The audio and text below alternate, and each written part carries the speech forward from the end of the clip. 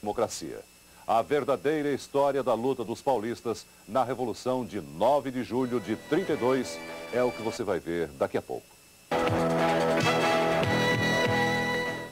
Mais brasileiros morreram na Revolução de 1932 do que na Segunda Guerra Mundial.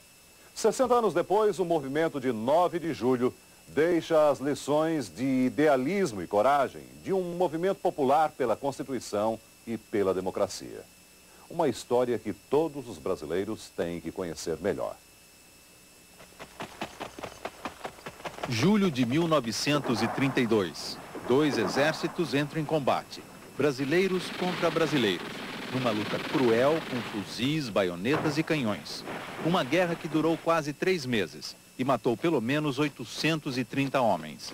O dobro de brasileiros mortos na Segunda Guerra Mundial.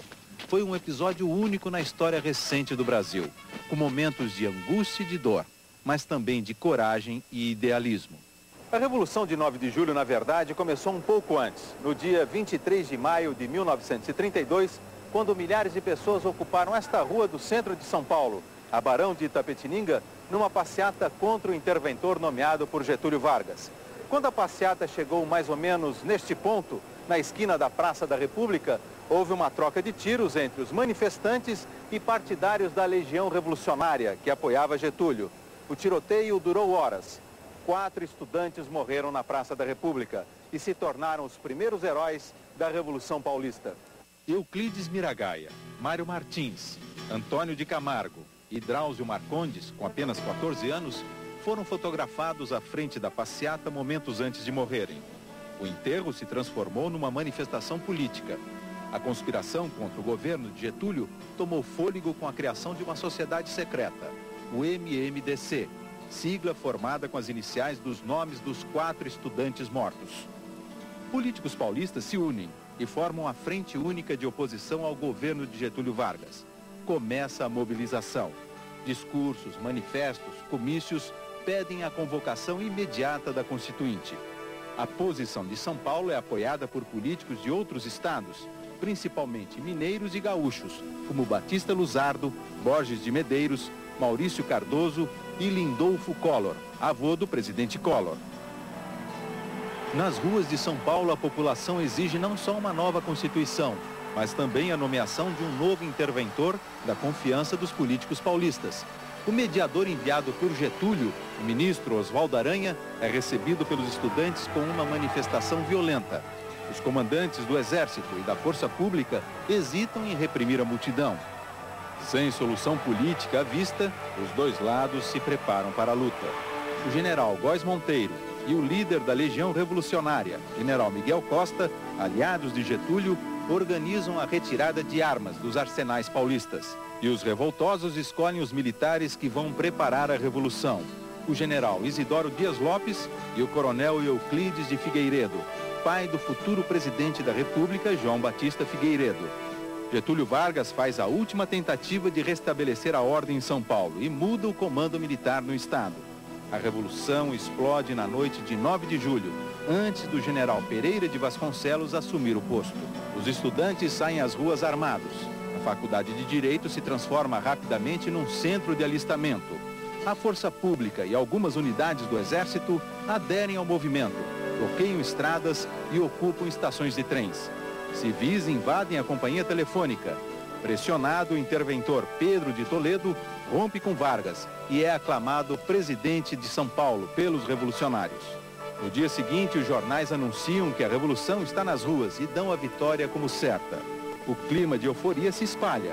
Centenas de homens correm para se alistar no exército constitucionalista. Meu pai era um educador, tinha grupo escolar, diretor. E ele montou um setor de alistamento, setor 34. Então, ali no setor, dávamos preleção sobre 32 e instruções prévias, né? O voluntário geralmente não era militar, mas era um reservista, então tinha conhecimento de armas. Então nós dávamos uma preleção, o que era, o que não era, e eles topavam. 40 batalhões de voluntários são organizados em poucos dias e partem para as frentes de luta.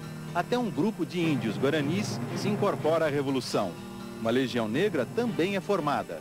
Os estudantes de Direito, Medicina e Engenharia formam o Batalhão 14 de Julho, que é deslocado para Itararé, na Frente Sul.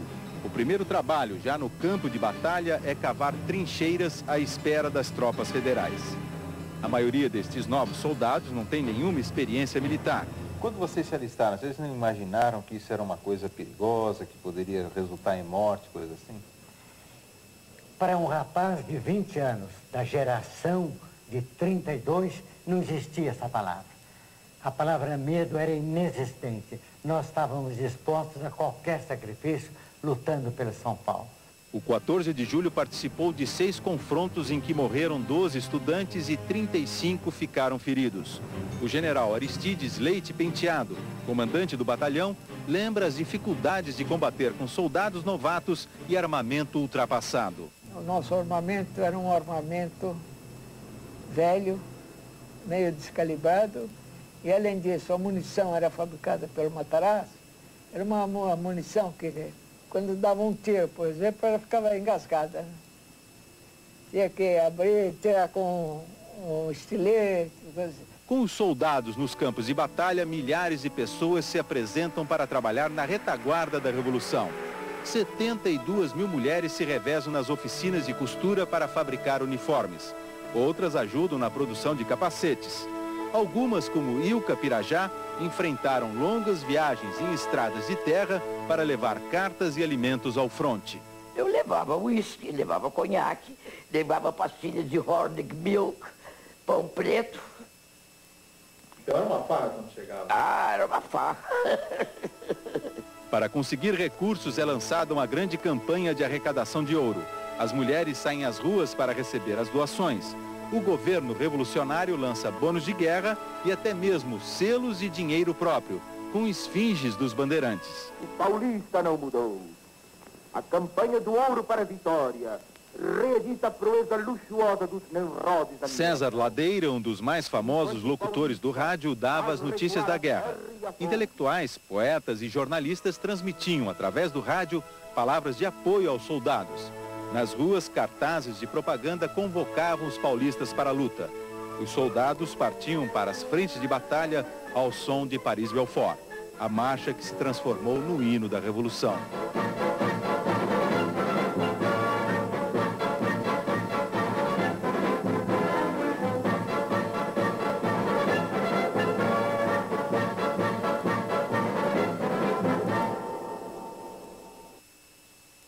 A Revolução de 32 foi o primeiro contato dos brasileiros com a guerra moderna. Daqui a pouco, os primeiros bombardeios aéreos no país. A criatividade nos aviões. No canhão improvisado que funciona até hoje. Na incrível máquina que assusta o inimigo, imitando o barulho de metralhadora.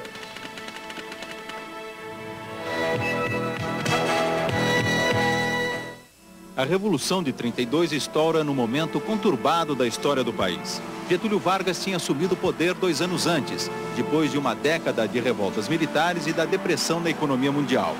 Com Vargas sobem ao poder os tenentes, que em 22 se rebelaram contra o revezamento de mineiros e paulistas na presidência, a política do café com leite. Na presidência, Getúlio dá início a uma reforma radical na legislação. Cria o voto secreto e o voto das mulheres. Impõe leis trabalhistas que asseguram a jornada de trabalho de 8 horas e a carteira assinada. Os políticos tradicionais perdem o poder para os tenentes, nomeados interventores dos estados. O que diferenciava esses grupos, eles queriam o poder. O Getúlio conquistou o poder em 30, mas acontece que os paulistas queriam retomar esse poder para voltar a governar. Repare bem, os paulistas, no começo de 31, se aproximam do governo provisório de Getúlio. Depois, como eles não conseguem o que pretendem, quer dizer, isto é, ter um interventor civil e paulista, eles vão entrar em choque com Getúlio. O apoio popular à Revolução no estado de São Paulo foi quase unânime, mas a prometida adesão do Rio Grande do Sul, em Minas, acabou não acontecendo. O único reforço de fora, o general Bertoldo Klinger, chegou do Mato Grosso sem tropas. Isolado, o exército constitucionalista teve que mudar de tática. Ninguém mais pensava em atacar. A ordem era defender as fronteiras de São Paulo. Na frente leste, os revolucionários preparavam a defesa contra as tropas que vinham de Minas. No litoral, o Porto de Santos foi minado, mas a Marinha bloqueou o trânsito de navios. O maior número de soldados foi enviado para defender as fronteiras com os estados do Sul e para a frente norte, no Vale do Paraíba. Cunha foi estratégica para o exército paulista. Era a única cidade na rota das tropas federais que subiam a Serra do Mar vindas de Paraty. 2.500 fuzileiros navais atacaram a cidade para tentar chegar ao Vale do Paraíba. Os revolucionários resistiram. Os combates de Cunha duraram 2 meses. A campanha de defesa de Cunha, em grande parte, foi bem sucedida por causa desta posição privilegiada. Aqui em cima ficavam as forças paulistas e, de certa forma, era relativamente fácil conseguir conter as forças governamentais que vinham de Paraty e que tinham necessariamente que atravessar este vale. Como é que era a vida aqui nas trincheiras? Aqui nós vivíamos completamente dentro do buraco e atento a todo o movimento. Em algum momento vocês pensaram que poderiam perder esta posição? Não, o tenente Abílide denominou isso aqui a trincheira intransponível, para que não passava nem mosquito.